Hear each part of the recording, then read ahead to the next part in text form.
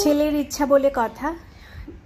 তার পরীক্ষা ছিল, বৃহস্পতিবারের পরীক্ষা যখন শেষ হয়ে গেল তখন সে বলছিল যে কোথাও একটা যাবে, বাইরে যাবে ঘুরতে। তারপর বৃষ্টি হলো, বৃষ্টির জন্য আমরা বাইরে যেতে পারিনি।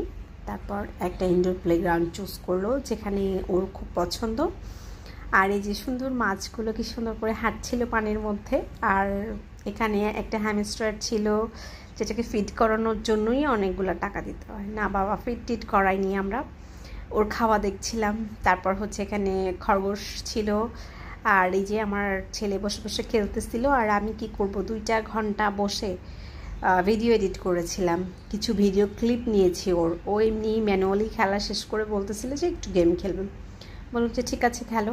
তারপরে ওকে নিয়ে আমি বের হয়ে গিয়েছিলাম আগেই। ও 2 ঘন্টা হওয়ার 10 মিনিট আগে হচ্ছে আমি বের হয়ে গেছিলাম। ও কোনো পার্টনার পাচ্ছিল না, মানে ও ছেলে বাচ্চা খুঁজতেছিল। ওই দিন হচ্ছে এখানে কোনো ছেলে বাচ্চা ছিল না। এখানে বাচ্চারা এনজয় করবে কারণ অনেক ধরনের খেলার আইটেম এখানে রয়েছে। তো তারপরে হচ্ছে ও একটা ছেলে বাচ্চার সন্ধান পেল, মানে একটা ছেলে আসছে খেলতে।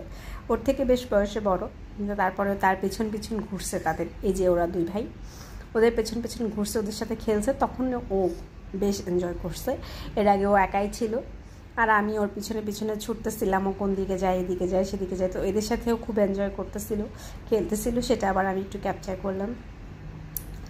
আমার ছেলেটা অসুস্থ, মানে একটু ঠান্ডা লেগেছে, কিন্তু ঘরে বসে থাকতে চায় না। স্কুলে যাবে, তারপর হচ্ছে খেলতে যাবে, মানে খেলাধুলায় সে এত মগ্ন হয়েছে বলার বাইরে। স্কুলেও বেসিক্যালি যায় হচ্ছে খেলার জন্য। আর এই জায়গাটা অনেক মানে সুন্দর, অন্যান্য ইনডোর প্লেগ্রাউন্ড থেকে আলাদা টাইপের। তারপর তার খেলা শেষ করে সে ডিমান্ড করলো যে এটাকে কি বলে রে বাবা, ওয়াফল খাবে। ওয়াফল খেতে গিয়েছে। তারপরে ওয়াফল খেলো, খাওয়ার পরে আমার কিছু কাজ ছিল, বেসিক্যালি ওর কিছু টুকটাক শপিং ছিল। তারপরে আমরা মিস্টার ডিআইওয়াইতে গিয়েছিলাম। ওখানে গিয়ে দেখতে গিয়েছিলাম বেসিক্যালি যে কী কী পাওয়া যায় বা কেমন। এত ভিডিও আমার সামনে এসছে, তো যেয়ে দেখলাম যে এটা বেস্ট বাইয়ের ছোট ভাইয়ের মতো, বেস্ট বাইয়ের মতোই। তারপরে আড়ংয়ে গেলাম, আড়ং থেকে আর্টিকের জন্য টি শার্ট নিলাম। আমার মনে হলো যে আসলে আড়ংয়ে এই কাজটা করা উচিত হয়নি, কোনো ব্যাগ দিচ্ছে না, ব্যাগ ট্যাগ সবই তো নিচ্ছে আমাদের কাছ থেকে। তারপরে ব্যাগটাও উঠাই দিল, ব্যাগটাও কিনে নিতে হয়। যাই হোক, 2টা টি শার্টের জন্য আর আমি ব্যাগ কিনিনি, আমার এই ব্যাগটাতেই নিয়ে আসছিলাম। আর আদিকের পানির বোতলের দরকার ছিল, ওই জন্য হচ্ছে পানির বোতল কিনতে গিয়েছিলাম।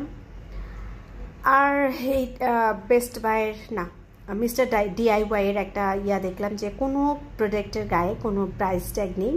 ওরা একটা রতে যে প্রোডাক্টগুলো সাজিয়ে রেখেছে সেই রতে প্রাইস ট্যাগ দেওয়া। আদারওয়াইজ আপনি যদি প্রাইস চেক করতে চান, ওখানে একটা প্রাইস চেকার মেশিন ছিল।